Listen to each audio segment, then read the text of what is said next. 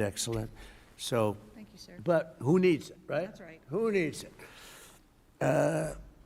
So before we took over, just a year ago, the legendary, this wonderful place was on the verge of, literally on the verge of collapse, both from a financial standpoint, maybe more from a financial standpoint, but also from a physical standpoint.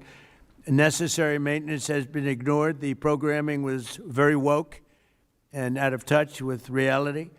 And we had an orchestra that lost like $18 million a year, and they subsidized it every year. So what kind of an orchestra loses 18? And I'm being nice when I say 18, it was much more.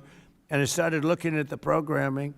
They had tremendous union difficulties, like 19 different unions, and driving everybody crazy. And I think the unions are going to be great. I've always gotten along with unions. As you know, I got great union support.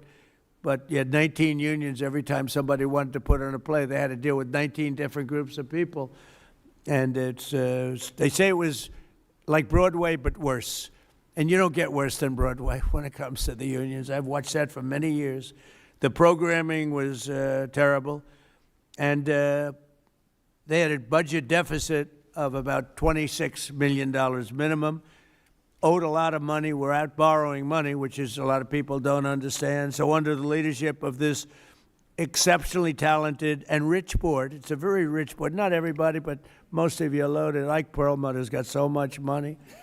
Look at Ike Perlmutter. He ended up being the largest owner of Disney. Started with, was it $100 or less? It was a little less, Ike, right? He didn't speak English, and he became the largest owner of Disney, right?